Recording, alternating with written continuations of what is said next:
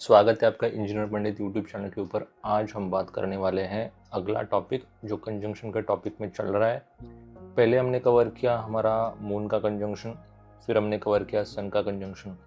आज हम कवर करने वाले जुपिटर का कंजंक्शन। कैसे हर एक प्लैनेट 8 प्लैनेट्स में से जब जुपिटर के साथ कंजंक्ट हो जाता है तब किस तरीके से बिहेवियर देता है, किस तरीके से उसका इम्पैक्ट आपकी कुंडली पे होता है, उसके बारे में आज हम बात करने वाले हैं। तो स्टार्ट करते एक एक कंजंक्शन। मैं पहले बता दूंगा कि जुपिटर के कौन कौन से कंजंक्शन होते हैं and then will start with each conjunction.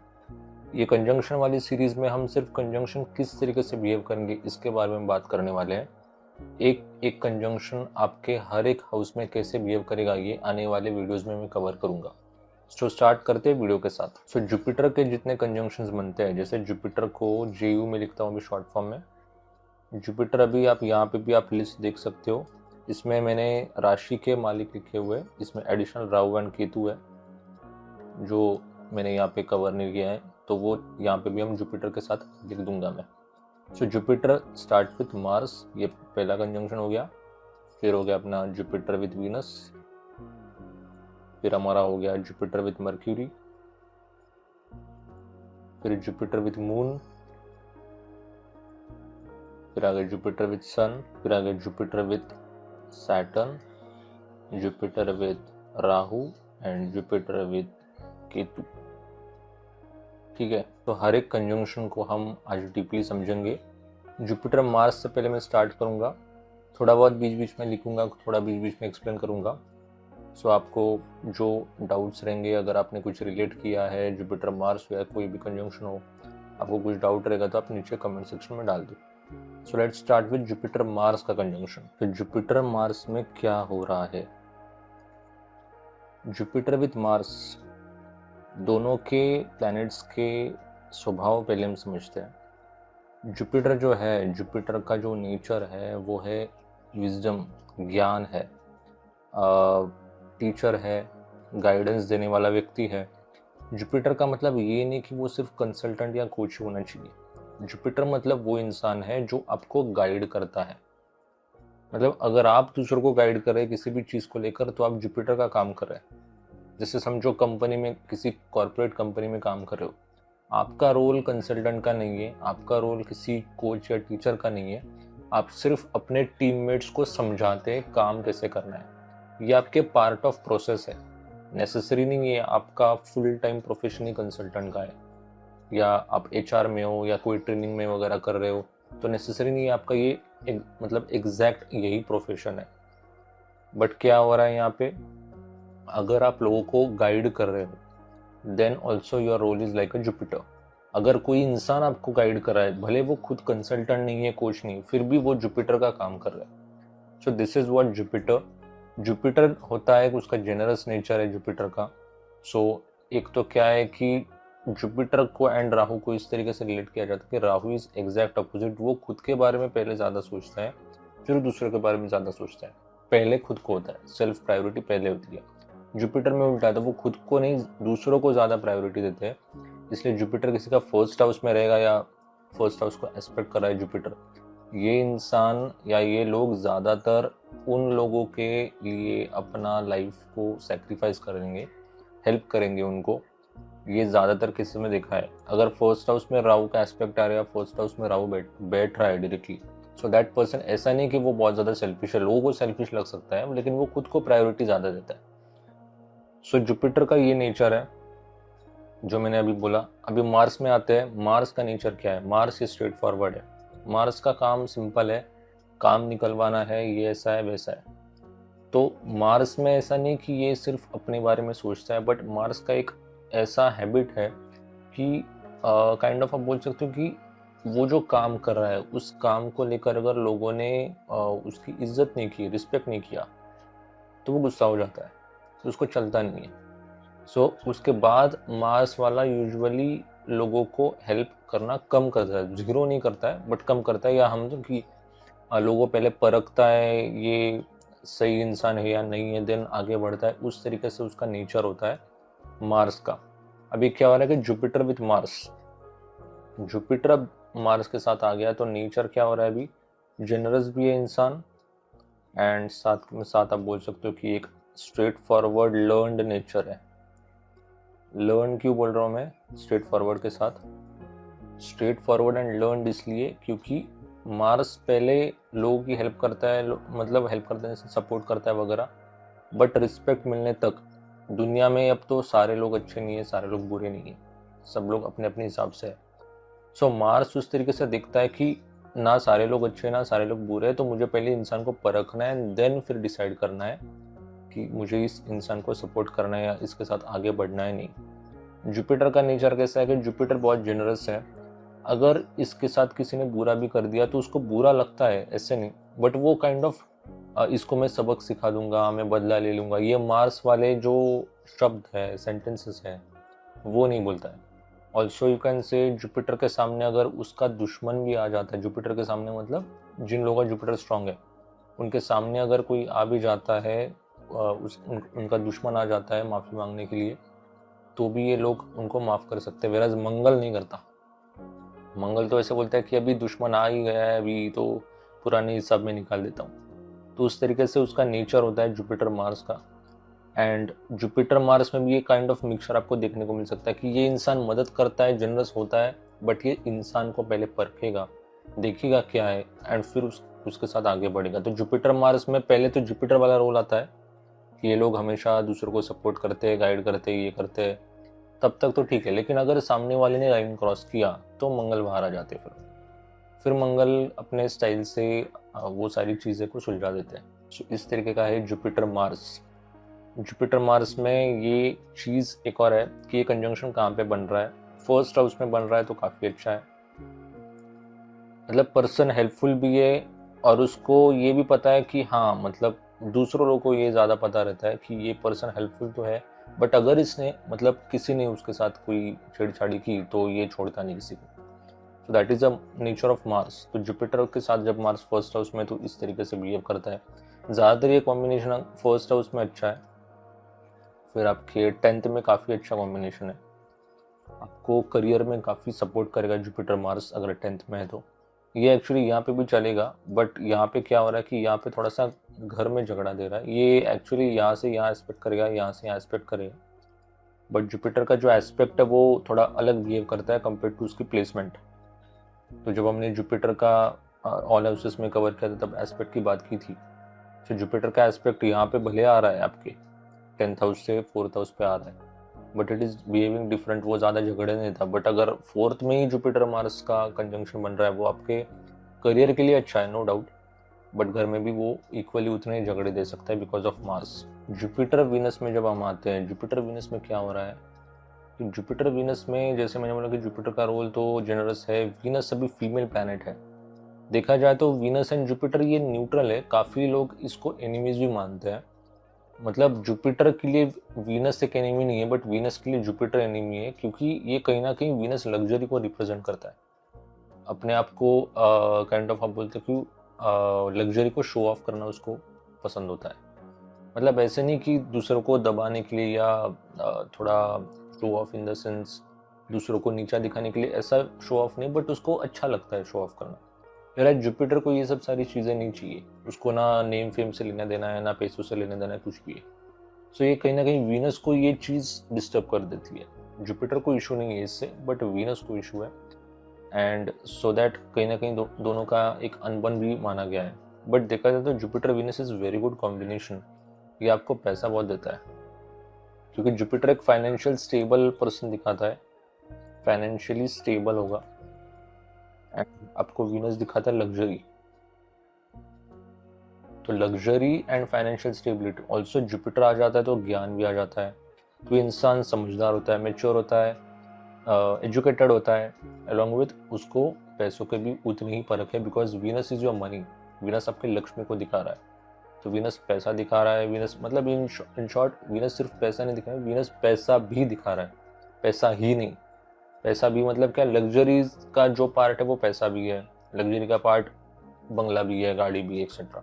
तो इन चीज़ों का वो ज़्यादा क्या बोलते हैं, भोग भी भोगता है उसका, as well as that person has a very good education, maturity, परख, मतलब जिंदगी की जो परख है वो अच्छी होती है। तो Jupiter Venus is a very good combination. ये अगर 7th हाउस में बन रहा है तो अच्छी कॉम्बिनेशन है। जो स्पाउस होता है वो मतलब सपोर्टिव है। Venus actually very good like position for 7th house.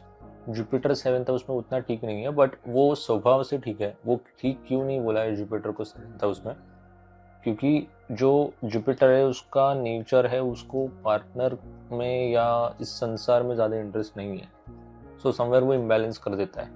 Other than that Jupiter का कोई इशू ऐसे डायरेक्टली है नहीं, unless there is a malefic in 7th house जो आपके मैरिज को डिस्टर्ब कर रहा है। But Jupiter Venus 7th house में इज वेरी नाइस कंजंक्शन। अब जुपिटर विनस को 10th में देखा जाए तो भी अच्छा है, थोड़ा आर्टिस्टिक करियर हो जाता है। 5th में भी अच्छा कॉम्बिनेशन है, आपको इंटेलिजेंस काफ़ी अच्छा होता है, आपका एजुकेशन काफ़ी अच्छा होता है। 11th में भी काफ़ी अच्छा कंजंक्शन है ये। अभी 12th में होता है तो क्या है कि 12th में जुपिटर वीनस का अच्छा भी है एंड बुरा भी है। अच्छा इसलिए क्योंकि जुपिटर प्रोटेक्ट कर रहा है, बट वीनस जब 12th हाउस में आ जाता है तो वीनस जब 12th में है तो आपके एक्सपेंसेस लग्जरियस होने लगते हैं। बड़ी गाड़ी, बड़े शौक, बड़े बड़े रेस्टोरेंट्स में खाना खाना एक्सेट्रा। तो Venus is showing a luxury. Venus को बड़ी चीज़ चाहिए, एंड जुपिटर को कुछ फर्क नहीं पड़ रहा है। सो इट इज़ लाइक कि सेम, मतलब ज़्यादा अगर अकेला वीनस हो रहा है 12th हाउस में तो उसके ज़्यादा एक्सपेंसेस होते हैं। जुपिटर की वजह से वो थोड़ा सा समझदार होता है कि नहीं, इतना भी हमको खर्चा नहीं करना चाहिए। तो ये कंजंक्शन यहाँ पे अच्छा है। 2nd हाउस में भी it is nice. 2nd house में भी पैसा बहुत देता है।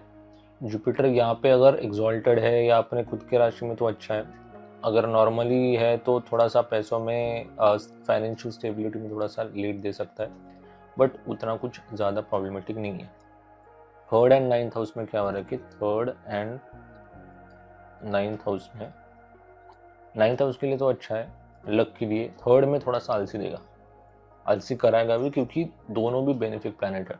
मैंने लास्ट टाइम ये कई वीडियोस में ये चीज़ बात की थी कि अबाउट जुपिटर वीनस या कोई भी बेनिफिक प्लैनेट अगर 3rd हाउस में बैठा है तो आपको थोड़ा सा आलसी कराएगा, क्योंकि मेलेफिक प्लैनेट ऊपर 6 हाउस में, 3rd हाउस में इज वेरी नाइस, काफ़ी मेहनत करेगा। सो ये कंजंक्शन यहाँ पे थोड़ा सा आपको लीजी करेगा, but other than that Jupiter Venus ये कंजंक्शंस काफ़ी लाइक यू कैन से अच्छा है। आपको पैसा देगा, एजुकेशन देगा, लग्जरियस लाइफ देगा। जुपिटर विथ मर्क्यूरी, ठीक है। अभी ये थोड़ा अलग कंजंक्शन है। Mercury is a very practical planet and Jupiter है तो काफ़ी दूसरों के बारे में सोचने वाला। मर्क्यूरी सोचता है ऐसे नहीं, बट मर्क्यूरी एक इंटेलिजेंस, बुद्धि है। तो ये देखता है पहले कि हमको इस पर्सन की मदद करनी चाहिए नहीं करनी चाहिए, इस तरीके से देख के वो आगे बढ़ता है। ऑल्सो एक चीज़ देखी गई कि मर्क्यूरी एंड जुपिटर ये कहीं ना कहीं थोड़ा सा बच्चे होने में, चिल्ड्रन में या प्रेगनेंसी में थोड़ा सा इशू दे सकता है, स्पेशली अगर ये फीमेल के चार्ट में बन रहा है। अगर यहाँ पे भी जुपिटर मर्क्यूरी है 5th हाउस में तो ये प्रॉब्लम हो सकता है। ऊपर से अगर कोई मेलेफिक भी आगे केतु या सैटर्न, तो थोड़ा और ज़्यादा दिक्कत होती है बच्चों में। एंड दिक्कत मतलब क्या होता है बेसिकली कि कुछ ना कुछ चीज़ें जुड़ी हुई थी, क्योंकि मर्क्यूरी आपके बच्चे दिखा रहा है एंड जुपिटर जो है वो somewhere it is your, Jupiter ये संतति कारक जैसे देखा गया कि if you have Jupiter in your 5th house तो आपको इतना प्रॉब्लम नहीं है संतति होने के लिए या चिल्ड्रन होने के लिए। सो जुपिटर मर्क्यूरी इस कंजंक्शन में यही दिखाता है बच्चों को लेकर कुछ मेजर चीज़। मतलब एक तो आप ज़्यादा एफर्ट करोगे, यहाँ से समझो जुपिटर या मर्क्यूरी किसी का आत्मकारक भी है एंड 5th हाउस में बैठा हुआ है, तो आपको अपने बच्चों के ऊपर बहुत ज़्यादा मेहनत लेनी पड़ेगी। मतलब मेहनत क्यों लेनी पड़ती है, क्योंकि वो एक्चुअल में कुछ बड़ा करते हैं या कुछ अलग करते हैं। दैट्स वाई हमको उनके ऊपर ज़्यादा टाइम इन्वेस्टमेंट करना पड़ता है। तो जुपिटर मर्क्यूरी का वो एक कंजंक्शन है। उसके बाद क्या हो रहा है कि ये पर्सन एजुकेटेड भी है एंड ये प्रैक्टिकल भी है। जब हम आगे जुपिटर मून की तरफ आएंगे तो बताऊंगा मैं कि ये लोग थोड़े इमोशनल ज़्यादा होते हैं, क्योंकि जुपिटर ये बाय डिफ़ॉल्ट थोड़ा जनरस है, दूसरों के बारे में ज़्यादा सोचता है। जैसे मैंने बोला कि अगर दुश्मन भी आ जाए उसके सामने माफ़ी मांगने के लिए तो भी ये माफ़ कर देगा। So that kind of person is Jupiter, whereas mercury को वैसे कुछ नहीं। मर्क्यूरी इज़ वेरी प्रैक्टिकल, वो एक तो पंगे भी नहीं लेगा एंड उसको कुछ लेना देना भी नहीं। तो mercury is that kind of person की प्रैक्टिकल है, जनरस होना इज इम्पॉर्टेंट, मतलब आप कंपैशनेट हो, दयालु हो वगैरह, ठीक है, बट आज की दुनिया में आपको प्रैक्टिकल होना भी ज़रूरी है। So that is the conjunction of Jupiter mercury. तो मर्क्यूरी अगर साथ में है तो जुपिटर का जो नेचर है जनरस, वो कहीं ना कहीं थोड़ा सा बैलेंस हो जाता है। थोड़ा बहुत ऊपर नीचे चीज़ें होती है, क्योंकि Jupiter and Mercury as in वैसे बहुत ज़्यादा स्ट्रॉन्ग फ्रेंड सर्कल नहीं है उनका, तो नॉन फ्रेंड्स होने की वजह से वो थोड़ा सा ऊपर नीचे चीज़ें देगा। प्रैक्टिकलिटी में कभी कभी आप गलत जगह पे प्रैक्टिकल हो जाते हो जहाँ पे नहीं होना चाहिए। घर वालों के सामने अगर आपको जनरस होना है, उनकी मदद करनी है, तो आप वहाँ पे अपने काम को, अपने पढ़ाई को, वट एवर रीज़न को ज़्यादा प्रायोरिटी देते हो, तो वो चीज़ें थोड़ी सी अनबन होती है depending on the position. Fourth में तो ये ज़्यादा दिखेगा, आप घर वालों के साथ ये कर रहे हो कि मतलब जब उनको ज़रूरत है तब आप अपने काम को या अपने प्रायोरिटीज़ को ध्यान दे रहे हो, मतलब देना कोई प्रॉब्लम नहीं है, बट वो कभी कभी इम्बैलेंस हो जाता है। ये 10th में अच्छा कंजंक्शन है, थोड़ा सा कंफ्यूजिंग करेगा क्योंकि जुपिटर का नेचर है यहाँ पे कि गाइड करना, and mercury is very practical. Mercury को पता है कि पैसा कैसे बनाने का है, मर्क्यूरी को पता है कि बिजनेस कैसे करने का है, मर्क्यूरी इज अ बिजनेस वाला प्लैनेट है। एंड जुपिटर यहाँ पे क्या हो रहा है कि जुपिटर थोड़ा सा बिजनेस को मतलब पैसों को ज़्यादा प्रेफरेंस देने वाला नहीं है, तो ये इम्बैलेंस हो जाता है कहीं। तो ठीक, अभी क्या करूँ, स्पेशली प्रोफेशन में जब 10th हाउस में हो रहा है तो जुपिटर मून कंजंक्शन, अभी इसको गजकेश्री योग भी बोला गया है। गजकेश्री योग स्पेसिफिकली नोन है जुपिटर मून के लिए। जुपिटर मून में क्या है कि दोनों भी अभी स्ट्रॉन्ग फ्रेंड्स हैं, जैसे जुपिटर मार्स में भी फ्रेंड्स थे, बट मार्स का जो रोल है वो थोड़ा सा अग्रेसिव है।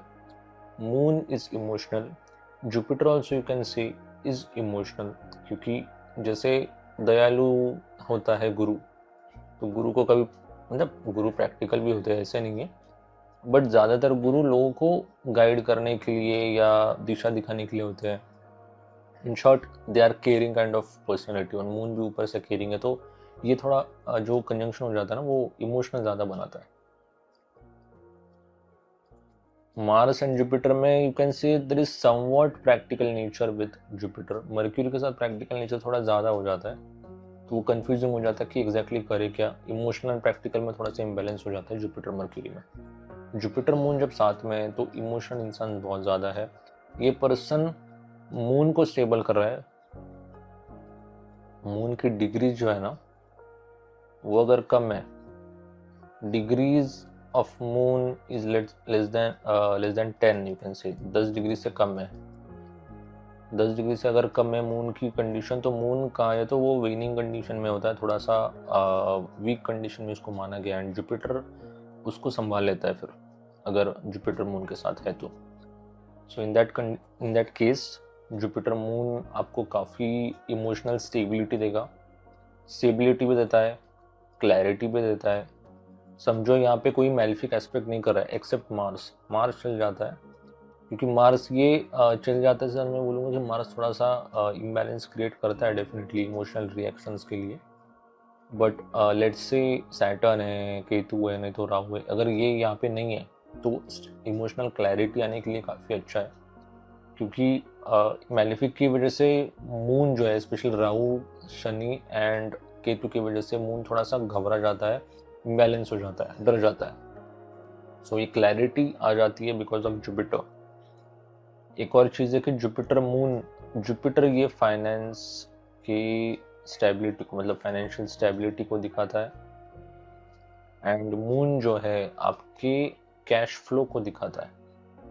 सो देखा जाएगा दोनों भी कैश कैश है, मतलब फाइनेंस वाली ही कंडीशन है दोनों के केस में। सो इसको गजकेश्री इसलिए बोला गया कि इनका जो इमोशनल स्टेबिलिटी है एंड उसके बेसिस के ऊपर वो बहुत पैसा बनाते हैं अपने लाइफ में। जैसे हम बोलते कि अगर किसका मन शांत है या मन स्टेबल है, जिसमें ज़्यादा उथल पुथल नहीं हो रही है, वो इंसान अच्छे या क्लियर डिसीजंस ले पाता है अपने लाइफ में। तो क्लियर डिसीजंस की वजह से क्लियर एक्शंस हो जाएंगे, एंड क्लियर एक्शंस की वजह से जो राइट एक्शन है जिससे आपको पैसा, इज्जत एक्सेट्रा जो सारी चीज़ें मिलती है, वो गजकेश्री योग की ही कृपा है। So let's say if Jupiter moon is happening in 7th house, 7th house में जुपिटर मून हो रहा है तो गजकेशरी योग 7th में है, तो यूजुअली शादी के बाद इसका पैसा बढ़ता है। ऐसे भी बोला गया कि स्पाउस ये जुपिटर मून जैसे होते हैं कि एजुकेटेड भी है, सपोर्टिव भी है, केयरिंग भी है मून जैसे ही, एंड आपको आपके लाइफ में आगे बढ़ने के लिए इनका emotional as well as practical support रहेगा, क्योंकि मून अगर 7th में आ रहा है तो इमोशनल सपोर्ट देगा, एंड जुपिटर की वजह से वो एजुकेशनल सपोर्ट भी देता है। जो चीज़ आपको अचीव करनी उसके लिए जो सपोर्ट चाहिए, गाइड का जो सपोर्ट चाहिए, वो भी आपको आपके स्पाउस से मिलता है। सो समझो यहाँ पे हो रहा है जुपिटर मून, तो आपको नेटवर्क से काफ़ी सपोर्ट मिलेगा। यहाँ होगा तो फादर से सपोर्ट मिलेगा। जुपिटर मून यहाँ पे भी ये काफ़ी अच्छी कंजंक्शन है 10th हाउस में। 10th हाउस में हालांकि मून जब होता है तो वो थोड़ा सा इमोशनल या मूडी कर देता है अपने करियर को लेकर, कभी मूड है नहीं है। But when it is with Jupiter तो वो अपने क्लियर सिचुएशन में आराम से ही सही बट अपना काम करते रहते हैं, ज़्यादा उथल पुथल वहाँ पे होती नहीं है। जुपिटर मून यहाँ पे थोड़ा सा एक आप बोल सकते हो कि गाइड का रोल है, बट शांति वाला रोल है। मतलब क्या हो रहा है कि जुपिटर मार्स जब 10th में होता है तो ये इंसान कंसल्टेंट है, कोच है वगैरह, ऐसे उनका प्रोफेशन हो सकता है, गाइड करने वाला प्रोफेशन हो सकता है। बट ये ज़्यादातर आपको टॉप पोजीशंस पे मिलेंगे, मैनेजर पे या खुद का बिजनेस ही है, क्योंकि मार्स को टीम मैनेजमेंट चाहिए, मून को वैसे कुछ नहीं है। मून को ऐसे कि अपना काम दिया सिर्फ, मतलब 9 to 5 जॉब करे कंसल्टेंट का, वो भी जुपिटर मून का कंजंक्शन हो सकता है। अभी आगे बढ़ते हैं हम जुपिटर सन में। काफ़ी अच्छी कंजंक्शन है ये जुपिटर सन। जुपिटर मार्स जैसी जुपिटर सन है, बट जुपिटर सन में यू कैन सी अगर ये कंजंक्शन आपके चार्ट में बन रही है तो आपको फादर से सपोर्ट मिलेगा।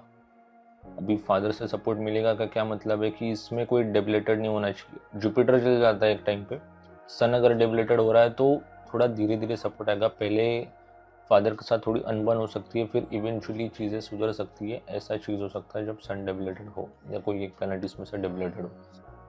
पर जुपिटर सन में अगर दोनों भी अच्छे कंडीशन में है, फ्रेंडली साइंस में बैठे हुए हैं, अगर समझो ऐसे भी कंजंक्शन है, आमने सामने बैठे हुए हैं कि या यहाँ पे ऐसे है आमने सामने भी बैठे हैं तो भी ये कंजंक्शन काउंट होता है। सो जुपिटर सन साथ में या आमने सामने बैठे हुए हैं, देन इन दैट केस एक तो क्या है कि सन है ईगो, एरोगेंस। ये मैं निगेटिव चीज़ें बता रहा हूँ, पॉजिटिव है राजा, किंग। आपको सेल्फ रिस्पेक्ट बहुत ज़्यादा चाहिए एंड मिलती भी है। जुपिटर सन में आपको सेल्फ रिस्पेक्ट उतनी मिलती है। आपको मतलब कि जो टीचर होता है, अब समझो बहुत सारे टीचर्स हैं, एंड टीचर्स में से कोई एक टीचर है जिसको बाकी सारे टीचर्स मानते कि हाँ इसको तो बहुत नॉलेज है इस पर्टिकुलर सब्जेक्ट में, बहुत नॉलेज है इसको। ये क्यों लगता है? बिकॉज ऑफ जुपिटर सन, क्योंकि सन है राजा, तो उसका बताने का स्टाइल भी ऐसा है ना कि वो एकदम इम्पैक्टिंग बात करेगा, सिखाएगा भी ऐसे कि मतलब उस टीचर के अलावा कोई और बेहतर टीचर है ही नहीं। That kind of attitude comes when there is Jupiter sun. तो इस तरीके से वो एक्सप्लेन करता है कि सामने वाले को समझे, वो इम्पैक्ट देता है। तो that is Jupiter sun. Jupiter sun में एक और चीज़ है कि अगर ये कंजंक्शन आपके 10th हाउस में बन रही है, आपको वो थोड़ा सा अपना खुद का काम करने में दिक्कत दे सकता है। खुद का काम इन द सेंस, सॉरी खुद का काम जॉब में आपको दिक्कत दे सकता है। क्यों? क्योंकि जुपिटर को यहाँ पे कोई दिक्कत नहीं है, सन को दिक्कत है। सन को क्या प्रॉब्लम है यहाँ पे कि सन जब 10th में आ जाता है तो उसको चाहिए फ्रीडम काम में। एंड अगर कोई बॉस है जो माइक्रो मैनेज कर रहा है, बार बार उनको बता रहा है कि ये करना चाहिए, वो करना चाहिए, वो करना चाहिए, चाहे कोई काम भी दिया एग्जीक्यूट करने के लिए तो उसमें तो यही फंक्शन को क्यों यूज़ कर रहा है, यही मतलब प्रोग्राम को क्यों यूज़ कर रहा है वगैरह वगैरह वॉट। तो ये इतना माइक्रो मैनेज करेंगे तो सन इरिटेट हो जाता है। तो सन को ऐसे चीज़ें, ऐसे इन्वायरमेंट पसंद नहीं है। लेकिन अगर उनका बॉस उनको बोले कि तू ये काम एग्जीक्यूट कर, तुझे मैंने दिया है, तू अपना फंडा लगा, जो करना है कर, मतलब मुझे उससे कुछ लेना देना है, मुझे सिर्फ काम चाहिए, तो जुपिटर सन वहाँ पे बहुत एंजॉय करेगा, क्योंकि सन को मिल रहा है फ्रीडम। तो ये फ्रीडम मिलने वाला अगर प्लेस है, कहीं पे काम कर रहे हो तो अच्छा है, बट अगर फ्रीडम नहीं मिल रहा है तो दिक्कत देगा। जुपिटर सन अगर यहाँ पे 7th में बन रहा है, जुपिटर सन कंजंक्शन फाइनेंशियली स्टेबल देगा, बट आप बोल सकते हो डोमिनेटिंग स्पाउस रहेगा। भले वो डोमिनेंस एक अच्छे डायरेक्शन में है, क्योंकि जुपिटर साथ में क्योंकि जब हम आगे वाले कंजंक्शंस कवर करेंगे, सन राहु सन केतु वगैरह, या सन मार्स हो गया, जो सन मार्स हमने किया था सन में, सन वाले कंजंक्शन में, तो 7th हाउस में जब सन मार्स होता है then it is like dominating spouse, उसकी वजह से झगड़े होते हैं। सन राहु या सन केतु आएगा तो डोमिनेटिंग स्पाउस नेगेटिव डायरेक्शन होता है, जुपिटर सन होता है तो डोमिनेंस होता है लेकिन पॉजिटिव डायरेक्शन में। आपको लाइफ में आगे बढ़ने के लिए जो चीजें चाहिए, वो आगे बढ़ने के लिए जो डोमिनेंस होता है, वो डोमिनेंस आपको ये मतलब आपका स्पाउस देता है। सो वो कंजंक्शन कहाँ बन रहा है, that is most important. First में काफी अच्छा है, 7th में डोमिनेंट थोड़ा सा स्पाउस होता है, 10th में भी काफी अच्छा है, ओनली अगर आप फ्रेंडली इन्वायरमेंट मिलता है तो। हाँ, 10th में जब जुपिटर सन है तो इनको बिजनेस काफी मतलब करना चाहिए। अगर आपको जॉब में दिक्कत आ रही तो आपको बिजनेस करना चाहिए, क्योंकि सन आपको कैपेबल बनाता है एंड जुपिटर आपको वो डायरेक्शन देता है। भले वो वहाँ पे डेबिलेटेड होता है जुपिटर 10th हाउस में, still that position is counted as like a blessing, क्योंकि वो केंद्र में बैठा हुआ है तो आपको वो डायरेक्शन देने का काम करेगा। पहले थोड़ा सा दिक्कत दे सकता है क्योंकि इनिशियल उसका डेबिलिटेशन काम करेगा। डेबिलिटेशन वहाँ पे नेचुरली नहीं होता है, बट काल पुरुष में जुपिटर जब 10th में होता है, मतलब एरीज असेंडेंट की जो चार्ट है उसमें Jupiter in 10th house is debilitated, तो वो बाय डिफॉल्ट थोड़ा सा नीच वाले रिजल्ट देता है, फिर धीरे धीरे जाके अच्छे रिजल्ट देता है, बट उसमें वो पूरा बर्बाद नहीं करता। So for the 10th house this conjunction is very nice. आगे बढ़ते हम जुपिटर विथ सैटर्न। अभी ये पूरा अच्छा भी नहीं, पूरा बुरा भी नहीं बोल सकते इस कंजंक्शन को। It is neutral conjunction you can से। सैटर्न जो है वो चीजों में दिक्कत देता है, प्रॉब्लम क्रिएट करता है, but Jupiter is there to save you. Save करने के लिए जुपिटर है, सैटर्न भले प्रॉब्लम क्रिएट करता है। सो इस कंजंक्शन में आप कॉमन थीम देखोगे कहीं भी, अगर शनि गुरु साथ में है या सैटर्न जुपिटर एक ही घर में बैठे हुए हैं, आमने सामने बैठे हुए हैं, या जुपिटर सैटर्न को देख रहा है, सैटर्न जुपिटर को देख रहा है, इस कंडीशन में इंसान को पहले उस भाव में, उस हाउस में बहुत ज़्यादा दिक्कत होती है, एंड फिर जो एंड में चीज़ें मिलती है वो काफ़ी अच्छी होती है। ये स्पेशली ज़्यादा किस क्या बोले कि जुपिटर सैटर्न में होता है तो ये मतलब ये दोनों साथ में ही बैठे हैं समझो यहाँ पे फॉर एग्जांपल, तो इसको पर्सनल लाइफ में बहुत ज़्यादा स्ट्रगल रहेगा, बहुत ज़्यादा चीज़ें बिगड़ेंगी एंड फिर धीरे धीरे धीरे चीज़ें अच्छी होती जाएंगी। ये कब बोला मैंने, सैटर्न जुपिटर साथ में है तो समझो यहाँ पे ऐसा है कि सैटर्न यहाँ पे है एंड जुपिटर जो है आपका वो यहाँ पे है, एंड जुपिटर यहाँ से इसको एस्पेक्ट कर रहा है। मैंने क्या बोला था कि जुपिटर का एस्पेक्ट बहुत ज़्यादा पावरफुल है। तो होता क्या है कि इसको पहले घर की रिस्पॉन्सिबिलिटीज़ की वजह से बहुत ज़्यादा वजन रहेगा, क्योंकि ये कंजंक्शन 4th हाउस में बन रहा है ये वाला, तो इसको घर की रिस्पॉन्सिबिलिटीज़ को लेकर पहले थोड़ा ज़्यादा वजन रहेगा, फिर आपको धीरे धीरे आपके घर की रिस्पॉन्सिबिलिटीज से आप इंडिपेंडेंट हो जाओगे, फ्रीडम हो जाएगा आपका काइंड ऑफ। ये भी आप फ्री हो, आपके रिस्पॉन्सिबिलिटीज खत्म हो गए, आप मतलब इन शॉर्ट आप फाइनेंशियली स्ट्रांग हो गए, ये आप बोल सकते हो व्हेन देयर इज जुपिटर का एस्पेक्ट। एक और चीज़ ऐसे उल्टा पकड़ते हैं हम यहाँ पे कि समझो जुपिटर आपका यहाँ पे है एंड सैटर्न यहाँ पे है, तो सैटर्न जब 10th में है तो वो करियर में बहुत दिक्कत देता है पहले, स्लो एंड स्टडी। आपके मतलब जो पियर्स है या पियर्स से ज़्यादा उनके जो बॉसेस हैं उनके साथ थोड़ा सा दिक्कत देता है स्टार्टिंग में।